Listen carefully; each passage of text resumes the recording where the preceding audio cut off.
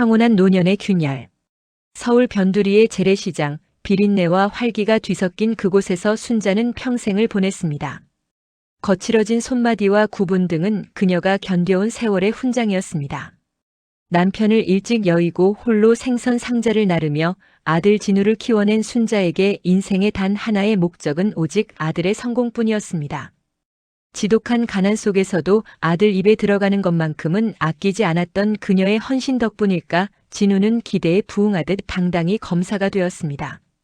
동네 사람들의 부러움 섞인 시선과 축하 속에서 순자는 이제야 비로소 무거운 짐을 내려놓고 평온한 노년을 맞이할 준비가 되었다고 믿었습니다.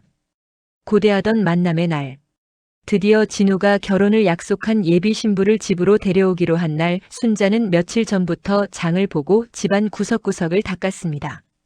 아들이 선택한 여자라면 분명 귀하고 현숙한 사람일 것이라 생각하며 순자는 설레는 마음으로 정성껏 음식을 준비했습니다.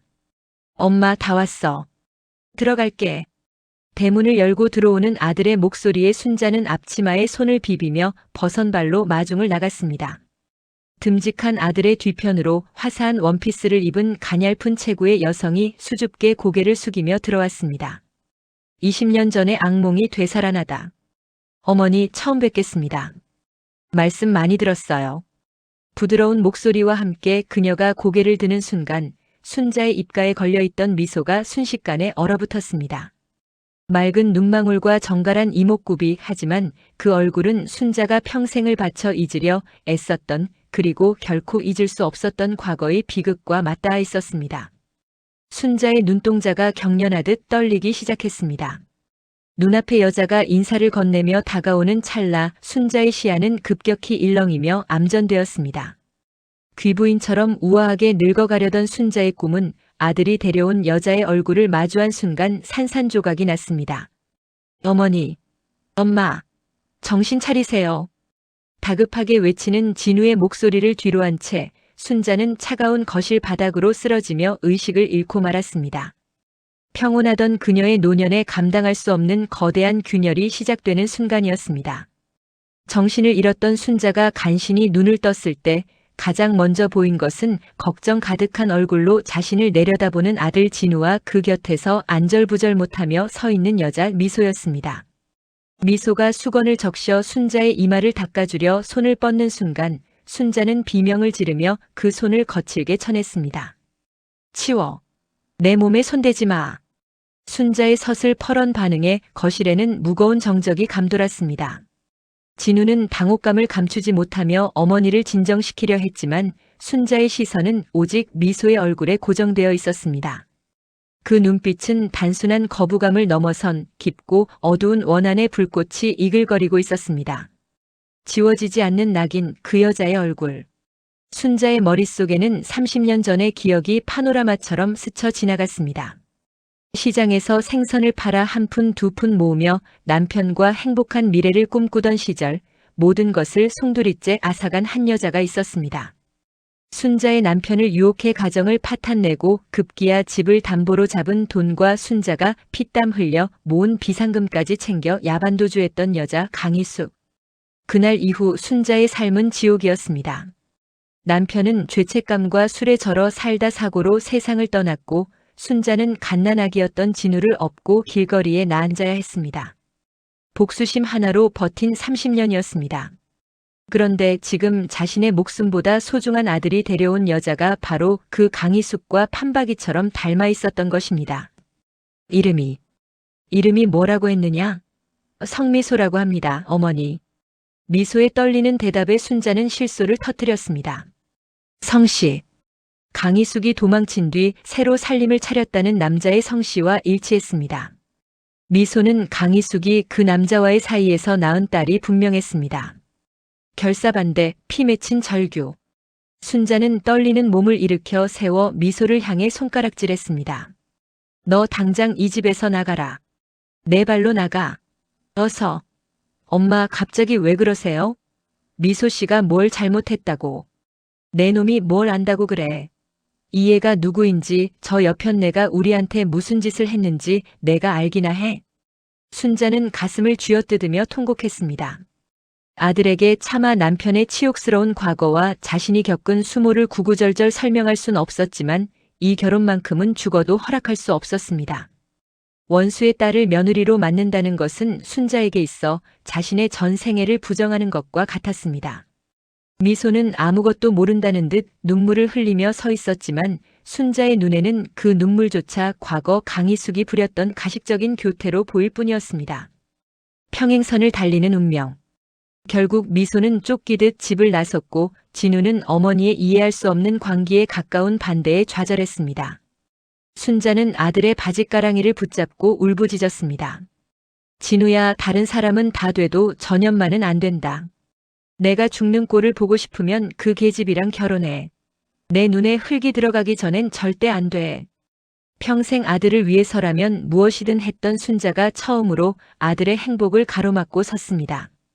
30년 전의 악연이 대를 이어 다시 돌아와 순자의 노년을 뒤흔들기 시작했습니다. 순자의 거센 반대에도 불구하고 진우의 태도는 강경했습니다. 평생 어머니의 뜻을 거스른 적 없던 착한 아들이었기에 순자가 느끼는 배신감은 더욱 컸습니다. 하지만 진우에게 미소는 단순한 연인이 아니었습니다. 고독했던 고시생 시절과 검사로서의 경무 속에서 자신을 유일하게 숨쉬게 해준 안식처였기 때문입니다. 진우는 결국 가출이나 타협 대신 가장 극단적인 방법을 택했습니다. 그는 안방 문 앞에 무릎을 꿇고 앉아 단식 투쟁에 들어갔습니다. 꺾이지 않는 고집, 타들어가는 어미의 속. 엄마가 허락하실 때까지 저는 한 모금의 물도 마시지 않겠습니다. 미소 씨 없이는 제 인생도 의미가 없어요. 하루 이틀. 시간이 흐를수록 아들의 얼굴은 눈에 띄게 수척해졌습니다. 번듯하던 검사의 위험은 온데간데 없고 입술은 하얗게 부르트기 시작했습니다. 순자는 정성껏 끓인 죽 사발을 들고 아들 앞에 섰지만 진우는 눈길조차 주지 않았습니다. 순자는 매일 밤 거실에서 아들의 거친 숨소리를 들으며 피눈물을 흘렸습니다. 30년 전 그 여자 때문에 겪었던 수모를 생각하면 당장이라도 미소의 머리채를 잡고 싶었지만 눈앞에서 서서히 말라가는 아들을 보는 것은 그보다 더한 고문이었습니다. 판도를 뒤흔든 폭탄 선언. 단식 사흘째 되던 날 수척해진 아들을 부둥켜 안고 울던 순자 앞에 미소가 다시 나타났습니다. 순자가 독서를 내뱉기도 전에 미소는 차가운 바닥에 무릎을 꿇고 서류 봉투 하나를 내밀었습니다. 어머니, 죄송합니다. 하지만 저를 죽이셔도 이 아이는 살려주세요. 떨리는 손으로 순자가 낚아챈 서류는 산부인과에서 발행한 초음파 사진이었습니다. 이제 막 생명의 형태를 갖추기 시작한 작은 점 하나. 미소는 눈물을 훔치며 충격적인 고백을 이어갔습니다. 진우 씨 아이예요. 벌써 8주째입니다. 제 어머니가 저지른 잘못, 제가 평생 사죄하며 살겠습니다. 무너져 내리는 마지막 보루. 제발 이 아이의 아버지를 죽이지 말아주세요. 순자는 뒷목을 잡으며 휘청거렸습니다. 30년 전 자신을 나락으로 밀어넣었던 원수의 딸이 이제는 자신의 가문을 이을 손주를 가졌다는 사실은 잔인한 운명의 장난이었습니다. 원수의 피가 섞인 손주라니. 순자의 머릿속은 하얗게 변했습니다. 아들의 단식으로 이미 무너져 내리던 순자의 마음은 임신이라는 거대한 파도 앞에 완전히 침몰했습니다. 아들은 기력을 잃어가는 와중에도 미소의 손을 꼭 잡으며 순자를 간절하게 바라보았습니다. 순자는 허공을 향해 허망한 웃음을 터뜨렸습니다. 자신이 그토록 지키려 했던 아들이 가장 잔인한 방식으로 자신에게 칼을 꽂는 기분이었습니다. 대문 밖으로 쫓아내도 모자랄 원수의 딸을 이제는 며느리로 받아들여야만 하는 절체절명의 위기에 놓인 순자. 그녀의 노년은 평온은커녕 이제껏 겪어보지 못한 가장 처절한 전쟁터로 변하고 있었습니다. 챕터 4. 고부간의 피 튀기는 전쟁. 결국 순자는 자식 이기는 부모 없다는 옛말대로 무릎을 꿇고 말았습니다. 아들의 생명과 가문의 대를 잇겠다는 명분 아래 미소를 집안으로 들였지만 그것은 화해의 시작이 아닌 제2의 전쟁을 알리는 서막이었습니다. 순자는 결심했습니다. 제 발로 들어온 원수의 딸을 제 발로 나가게 만들겠노라고. 지옥보다 혹독한 시집살이의 시작. 순자의 공세는 치밀하고도 잔혹했습니다. 새벽 4시 동도 트지 않은 시각에 순자는 미소의 방문을 거칠게 열어젖혔습니다. 임신이 벼슬인 줄 아느냐? 검사 남편 뒷바라지 하려면 이 정도 부지런함은 기본이다. 당장 일어나서 아침상 차려. 순자는 시장 바닥에서 익힌 거친 언사와 엄격한 잣대로 미소를 몰아붙였습니다. 반찬 하나하나에 간을 트집 잡으며 멀쩡한 음식을 싱크대에 쏟아버리기 일쑤였고 집안의 모든 걸레질을 무릎 꿇고 하게 시켰습니다. 30년 전 미소의 어머니에게 뺏겼던 세월을 보상받기라도 하듯 순자는 미소의 일거수일투족을 감시하며 숨통을 조였습니다. 어머니, 저 예전에 엄마처럼 호락호락하지 않아요. 하지만 미소는 순자가 생각한 것처럼 나약한 존재가 아니었습니다. 처음에는 눈물로 호소하던 미소도 순자의 본심이 자신을 쫓아내는 데 있다는 것을 깨닫자 눈빛이 달라졌습니다. 그녀는 순자의 무리한 요구를 묵묵히 수행하는 듯 하면서도 결정적인 순간에 순자의 허를 찔렀습니다. 순자가 일부러 바닥에 물을 뿌려놓고 미소를 탓하려 하면 미소는 미리 설치해둔 홈 카메라 영상을 진우에게 보여주며 은근슬쩍 시어머니의 실수 혹은 치매 기운을 암시했습니다. 어머니, 자꾸 기억을 못하시니까 걱정돼요. 진우 씨한테 정밀 검사라도 받아보자고 말해뒀어요. 요즘 세상이 어느 땐데 이런 구식 시집살이를 하세요? 제가 참아드리는 것도 한계가 있어요. 미소의 서늘한 대꾸에 순자는 기가 막혀 뒷목을 잡았습니다. 미소는 아들 앞에서는 세상에 없는 현모양처이자 가련한 피해자 코스프레를 했고 아들이 집을 비우면 순자를 향해 싸늘한 미소를 지으며 맞섰습니다. 아수라장이 된 집구석. 집안은 매일같이 고함과 울음소리가 끊이지 않는 아수라장이 되었습니다. 순자가 미소의 친정 어머니를 거론하며 인신공격을 하면 미소는 순자가 가장 아끼는 골동품이나 집안의 규칙을 교묘하게 망가뜨리며 응수했습니다. 진우는 퇴근할 때마다 살얼음판 같은 집안 분위기에 질려갔습니다. 어머니의 눈물 섞인 하소연과 아내의 억울한 눈물 사이에서 진우의 스트레스는 극에 달했고 평온했던 집은 이제 누구도 돌아오고 싶지 않은 전쟁터가 되어버렸습니다. 순자는 미소를 내쫓기 위해 온갖 수단을 동원했지만 미소는 뱃속의 아이를 방패 삼아 성벽처럼 버텼습니다. 30년 전의 악연이 현재의 고부 갈등이라는 기괴한 형태로 뒤바뀌어 두 여자의 인생을 다시 한번 집어삼키고 있었습니다.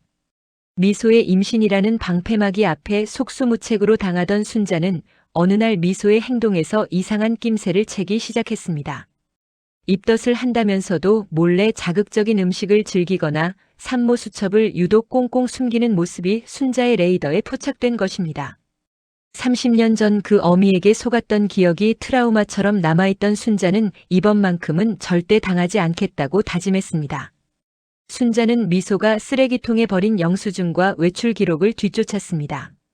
그러다 미소가 방문했다는 산부인과가 실제로는 검진 기록조차 없는 곳임을 알게 되었고 결정적으로 미소의 가방에서 발견된 정체불명의 약봉지를 확인했습니다.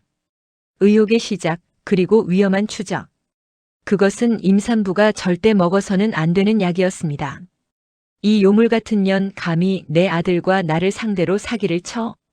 순자는 미소가 잠든 사이 그녀의 칫솔과 머리카락을 확보해 은밀히 유전자 검사기관에 의뢰했습니다. 단순히 임신 여부를 넘어 뱃속 아이의 친부가 정말 진우가 맞는지 아니면 임신 자체가 조작된 것인지를 밝혀내기 위함이었습니다. 며칠간 순자는 가슴을 졸이며 결과가 나오기만을 기다렸습니다. 결과가 나왔습니다. 마침내 검사기관으로부터 서류가 도착했다는 연락이 왔습니다. 순자는 떨리는 손으로 외투를 챙겨 입었습니다. 이 종이 한 장이면 미소를 이 집에서 영원히 끌어낼 수 있고 아들을 그 지옥 같은 올가미에서 구할 수 있다고 믿었습니다. 그 시각 퇴근하던 진우는 어머니로부터 당장 집으로 오라 확인할 게 있다는 절박한 전화를 받고 차를 몰아 집으로 향하고 있었습니다. 순자는 검사지를 손에 쥐기 위해 길을 건너려던 찰나 휴대전화 너머로 소름 끼치는 굉음을 들었습니다. 쾅! 끼익! 날카로운 타이어 마찰음과 거대한 충돌 소리가 수화기를 타고 순자의 귓가를 때렸습니다. 뒤바뀐 비극의 화살. 순자의 손에 들려있던 가방이 바닥으로 떨어졌습니다. 사고의 주인공은 바로 아들 진우였습니다. 신호를 무시하고 달려오던 대형 트럭이 진우의 승용차를 정면으로 들이받은 것입니다. 검사지를 확인하러 가던 순자는 발걸음을 돌려 아들이 실려간 응급실로 미친 듯이 뛰어갔습니다. 피범벅이 되어 수술실로 들어가는 아들을 보며 순자는 절규했습니다. 그 와중에 병원으로 달려온 미소는 하얗게 질린 얼굴로 순자의 곁을 지키려 했지만 순자의 눈에는 그 모습마저 가증스러워 보였습니다. 손에 쥔 유전자 검사지 봉투는 아직 뜯지 못한 채 순자의 손에서 구겨져 가고 있었습니다. 아들의 생사가 불투명한 절체절명의 순간 순자는 깨달았습니다. 진실을 밝히려는 순간 시작된 이 비극이 어쩌면 30년 전부터 시작된 끊이지 않는 저주일지도 모른다는 사실을요. 이제 순자에게 남은 것은 아들의 목숨을 향한 간절한 기도와 아직 열어보지 못한 봉투 속 잔인한 진실뿐이었습니다. 수술실 앞 차가운 복도 순자는 피로 얼룩진 유전자 검사지 봉투를 쥔 채 망연자실하게 앉아 있었습니다. 긴 수술 끝에 중환자실로 옮겨진 진우는 산소호흡기에 의지한 채 간신히 의식을 회복했습니다. 하얗게 질린 얼굴로 아들의 손을 잡은 순자에게 진우는 메마른 입술을 간신히 떼며 뜻밖의 말을 내뱉었습니다. 어머니, 미소씨, 미워하지 마세요. 다 제 잘못이에요. 반전의 서막, 순자의 감춰진 그림자. 순자는 아들이 사고의 충격으로 헛소리를 한다고 생각했습니다. 하지만 진우의 눈동자에는 깊은 슬픔과 함께 오랫동안 눌러 담아온 비밀의 무게가 서려 있었습니다. 진우는 떨리는 목소리로 30년 전 순자조차 기억의 저편으로 밀어넣었던 잔혹한 진실을 꺼내놓았습니다. 사실 30년 전 가정을 파탄낸 것은 미소의 어머니 강희숙만이 아니었습니다. 남편의 외도에 눈이 뒤집혔던 순자는 강희숙을 찾아가 몸싸움을 벌였고 그 과정에서 의도치 않게 큰 사고를 냈습니다. 순자는 두려움에 도망쳤고 강희숙은 그 사고로 인해 평생 장애를 안고 음지에서 비참하게 살아가야 했습니다. 순자가 재산을 가로채 도망갔다고 믿었던 돈은 사실 죄책감에 시달리던 순자의 남편이 강희숙의 치료비와 입막음용으로 몰래 건넸던 것이었습니다. 미소의 희생, 그리고 아들의 선택. 진우는 검사가 된 후 우연히 어머니의 과거 기록과 관련된 서류를 보게 되었고 피해자의 딸인 미소를 찾아냈습니다. 미소는 어머니의 복수를 위해 진우에게 접근한 것이 아니었습니다. 오히려 그녀는 모든 사실을 알고도 당신 어머니가 감옥에 가는 걸 원치 않는다며 진실을 묻어두려 했습니다. 미소 씨는 자기 어머니가 겪은 고통을 저한테 풀 수도 있었어요. 그런데 그러지 않았어요. 오히려 저를 사랑하게 됐다며 어머니의 죄를 자기가 품고 가겠다고 했어요. 제가 그 여자를 책임져야만 했어요, 엄마. 진우는 미소가 가짜 임신 소동을 벌였던 이유조차 순자가 자신을 집안에 들여야만 과거의 죄를 사죄할 기회라도 가질 수 있을 것이라 생각했기 때문임을 고백했습니다. 미소는 순자에게 모진 구박을 당하면서도 그것을 자신의 어머니가 당한 고통에 대한 대가라고 여기며 묵묵히 견뎌왔던 것입니다. 무너져 내린 순자의 세계. 순자는 손에 쥐고 있던 유전자 검사지를 힘없이 떨어뜨렸습니다. 검사지 안에는 미소가 임신하지 않았다는 사실이 적혀 있었겠지만 이제 그것은 아무런 의미가 없었습니다. 자신이 원수의 딸이라며 침을 뱉고 학대했던 아이는 사실 자신의 추악한 과거를 온몸으로 막아주고 있던 방패였습니다. 아들은 어머니가 살인 미수범이나 범죄자로 낙인 찍히는 것을 막기 위해 자신의 인생을 걸고 미소를 곁에 두려 했던 것입니다. 어머니 죄송합니다. 제가 더 잘 숨겼어야 했는데. 피를 흘리며 사과하는 아들의 모습 앞에서 순자는 가슴을 치며 통곡했습니다. 평생 피해자라고 믿으며 살아왔던 자신의 세월이 사실은 타인의 삶을 짓밟고 세워진 가짜 성벽이었음을 깨닫는 순간이었습니다. 병실 밖에서 이 모든 대화를 듣고 있던 미소의 그림자가 문틈 사이로 길게 드리워졌습니다. 진우의 상태는 순식간에 악화되었습니다. 사고 당시의 충격으로 내부 장기의 손상이 심각했고 특히 신장 기능이 급격히 떨어지며 폐혈증 위험까지 닥쳐왔습니다. 당장 이식이 필요한 절체절명의 상황이었지만 순자는 고령의 지병이 있어 기증이 불가능했고 적합한 공여자를 찾기에는 시간이 턱없이 부족했습니다. 죽어가는 아들의 곁에서 순자가 할 수 있는 것이라고는 핏기 없는 아들의 발을 붙잡고 우는 것뿐이었습니다. 그때 병실 문을 열고 미소가 들어왔습니다. 제가 하겠습니다. 제가 할 수 있어요. 미소는 떨리는 손으로 자신의 검사 결과지를 내밀었습니다. 그녀는 진우가 사고를 당하기 전부터 혹시 모를 상황에 대비해 이미 조직 적합성 검사를 마친 상태였습니다. 어머니, 제가 진우 씨에게 신장을 기증하겠습니다. 다행히 결과가 좋게 나왔어요. 바로 수술할 수 있게 병원 측과 이야기 끝냈습니다. 순자는 멍한 얼굴로 미소를 바라보았습니다. 30년 전 자신이 짓밟았던 여자의 딸, 그리고 최근까지 자신이 온갖 독설과 학대를 퍼부었던 그 원수가 이제는 자신의 목숨보다 소중한 아들을 살리겠다고 칼날 위에 서겠다는 것이었습니다. 너 제정신이냐? 나를 원망하지도 않아? 내가 내 엄마한테 무슨 짓을 했는지 다 알면서 왜 이렇게까지 하는 거야? 순자의 절규의 미소는 창백한 미소를 지으며 대답했습니다. 어머니를 위해서가 아니에요. 저를 위해 자신의 인생을 기꺼이 던졌던 진우 씨를 위해서예요. 그리고 이제 그만 우리 엄마와 어머니, 그리고 저와 진우 씨를 묶고 있는 이 질긴 악연의 사슬을 제 손으로 끊고 싶어요. 무너져 내린 증오의 성벽. 수술실로 향하는 두 개의 침대. 하나에는 생사의 기로에 선 아들이, 다른 하나에는 자신이 그토록 증오했던 미소가 누워 있었습니다. 미소가 수술실로 들어가기 직전 순자는 참아 잡지 못했던 미소의 거친 손을 떨며 움켜쥐었습니다. 미소의 손은 30년 전 시장 바닥에서 고생하던 자신의 손처럼 거칠고 차가웠습니다. 순자는 그제야 보였습니다. 이 아이 역시 어머니의 부재와 가난 속에서 자신만큼이나 처절하게 살아남기 위해 버텨온 한 명의 사람이었으므요. 미안하다. 미안하다, 아가. 순자의 입에서 평생 나오지 않을 것 같았던 사죄의 말이 터져나왔습니다. 원수의 딸이라는 낙인 아래 가려져 있던 미소의 진심이 순자의 얼어붙은 심장을 녹여버린 순간이었습니다. 악연을 넘어선 생명의 연결. 수술실의 문이 닫히고 붉은 등이 켜졌습니다. 순자는 차가운 복도 바닥에 주저앉아 기도했습니다. 30년 전 자신이 저지른 과오를 이제는 제발 멈춰달라고, 저 가련한 아이와 내 아들을 부디 살려달라고 간절히 빌었습니다.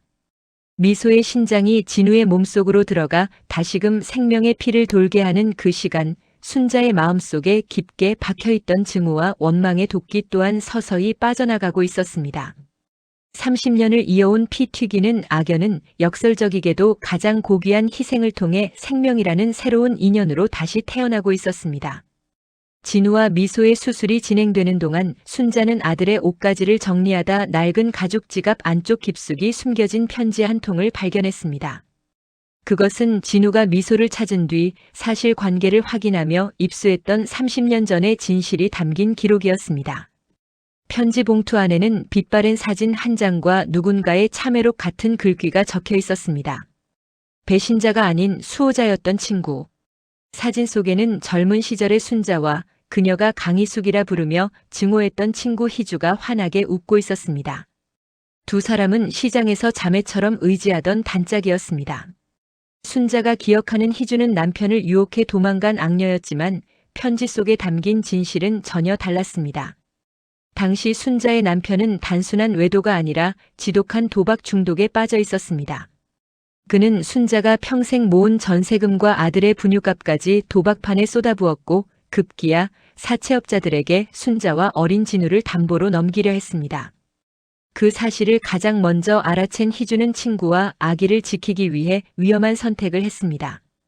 그녀는 순자의 남편을 유혹하는 척하며 그를 도박판에서 끌어냈고 사채업자들의 화살을 자신에게 돌렸습니다.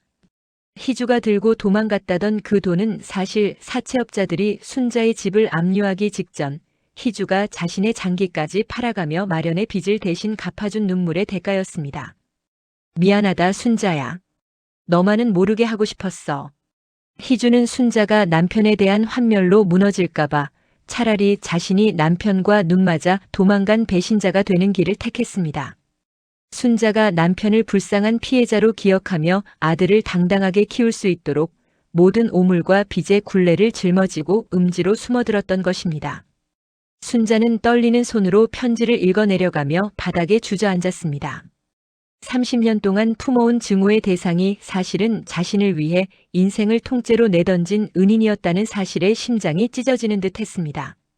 희주야, 내가 너를 얼마나 저주했는데. 순자는 자신이 미소에게 했던 모진 말들, 미소의 어머니를 향해 내뱉었던 그 잔인한 독설들을 떠올리며 자신의 뺨을 내리쳤습니다. 미소가 왜 어머니의 죄를 자기가 품고 가겠다고 했는지, 왜 순자의 학대를 묵묵히 견뎠는지 이제야 이해가 갔습니다. 미소는 자기 어머니의 희생을 헛되게 하지 않기 위해 끝까지 순자의 기억 속 남편을 좋은 아버지로 남겨두려 했던 것입니다. 악연의 끝, 그리고 진정한 참회. 수술실 불이 꺼지고 의료진이 나왔습니다. 수술은 성공적이었습니다. 순자는 회복실로 옮겨지는 미소의 곁으로 달려갔습니다. 산소 마스크를 쓴 채 잠든 미소의 얼굴 위로 30년 전 자신을 지켜주었던 친구 희주의 얼굴이 겹쳐 보였습니다.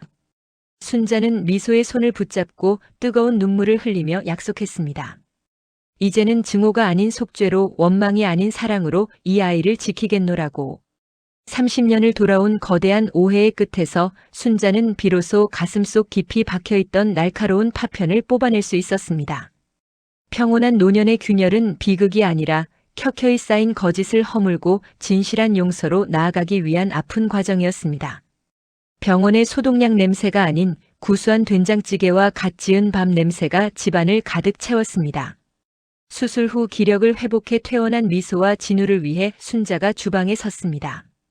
예전처럼 며느리를 골탕 먹이려 소금을 들이붓거나 억지로 시키는 일 따위는 없었습니다. 순자는 정갈하게 나물을 무치고 미소가 좋아한다던 생선을 정성껏 구워냈습니다. 서툴지만 진심 어린 초대. 식탁 위에는 30년 전 친구 희주와 나누고 싶었던, 그리고 미소에게 주지 못했던 미안함이 가득 차려졌습니다. 미소가 조심스럽게 식탁 앞에 앉자 순자는 갓 지은 하얀 쌀밥을 미소의 앞으로 밀어주었습니다. 먹어라. 내가 좋아하는 족이다. 그동안 내가 못난 시어미가 준 상처가 커서 이 밥이 넘어갈지 모르겠다만. 순자의 목소리가 가늘게 떨렸습니다. 미소는 숟가락을 들지 못한 채 고개를 숙였습니다.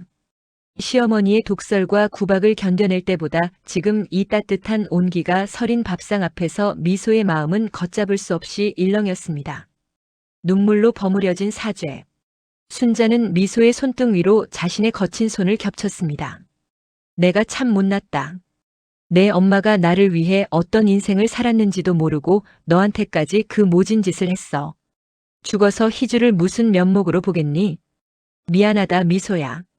정말 미안하다. 순자의 눈에서 참회의 눈물이 뚝뚝 떨어져 밥그릇 위로 번졌습니다. 그 눈물을 본 미소는 참아왔던 울음을 터뜨렸습니다. 억울해서가 아니었습니다. 평생 어머니를 배신자라 부르며 원망하던 순자를 보며 느꼈던 슬픔, 그리고 홀로 진실을 감당해야 했던 외로움이 그 한마디 사과에 눈 녹듯 사라졌기 때문입니다. 어머니. 아니에요. 저희 엄마도 어머니가 이렇게 따뜻한 분이라는 걸 알기에 저를 보내신 거예요. 이제 다 괜찮아요. 비로소 완성된 가족. 두 여자는 식탁 앞에 마주 앉아 서로를 부둥켜 안고 한참을 울었습니다. 30년 동안 두 가문을 짓누르던 원망의 벽이 무너지고 그 자리에는 서로에 대한 가련함과 애틋함이 피어났습니다. 휠체어를 타고 거실로 나온 진우는 그 모습을 보며 소리 없이 미소 지었습니다. 자신의 신체 일부분을 나누어준 아내와 뒤늦게 진실을 마주하고 참회하는 어머니. 비록 몸에 수술 흉터는 남았을지언정 그들의 영혼에 깊게 파였던 흉터는 비로소 아물기 시작했습니다. 그날의 식사는 화려하지 않았지만 순자의 인생에서 가장 맛있는 한 끼였습니다. 원수의 딸이 아닌 사랑하는 친구의 딸이자 소중한 며느리가 된 미소와 함께하는 식탁. 차가운 얼음장 같던 집안에 드디어 온전한 평온이 깃들었습니다. 시끌벅적한 음악 소리와 아이들의 웃음소리가 강당 안을 가득 채웠습니다. 오늘은 순자의 손주 민준이의 유치원 재롱잔치가 열리는 날입니다. 화사한 꽃다발을 가슴에 안은 순자는 맨 앞자리에 앉아 무대 위를 뚫어지게 바라보았습니다. 옆에 앉은 미소는 순자의 외투깃을 매만져주며 다정하게 귓속말을 건넸습니다. 어머니, 민준이 나오면 같이 크게 이름 불러주기로 하셨죠? 걱정 마라. 내가 목청 하나는 시장통에서 제일 아니었냐? 우리 강아지기 안 죽게 해줄 거다. 서로를 바라보는 두 사람의 눈빛에는 더 이상 과거의 날 선 도끼나 원망은 찾아볼 수 없었습니다. 대신 그 자리에는 오랜 시간 함께 풍파를 견뎌온 동지애와 서로를 향한 깊은 신뢰가 단단하게 자리 잡고 있었습니다. 고부에서 모녀로. 수술 이후 몇 년의 세월이 흐르는 동안 두 사람의 관계는 기적처럼 변했습니다. 순자는 미소의 친정엄마인 희주의 기일마다 미소의 손을 잡고 납골당을 찾았습니다. 친구의 영정 앞에서 순자는 눈물로 참회했고 미소는 그런 시어머니의 어깨를 감싸 안았습니다. 집안에서의 풍경도 달라졌습니다. 순자는 이제 미소에게 살림을 가르치는 엄한 시어머니가 아니라 퇴근하고 돌아온 며느리를 위해 따뜻한 조경물을 받아주는 다정한 엄마가 되었습니다. 미소 역시 순자의 구분 등을 안마해주며 소소한 일상을 공유하는 세상에 둘도 없는 딸이 되었습니다. 사람들은 시장에서 장을 보는 두 사람을 보며 어쩜 저렇게 사이좋은 모녀가 다 있냐며 부러워하곤 했습니다. 악연을 덮은 사랑의 열매. 드디어 무대 위로 민준이가 나타나 서툰 율동을 시작했습니다. 순자는 벌떡 일어나 누구보다 크게 박수를 쳤습니다.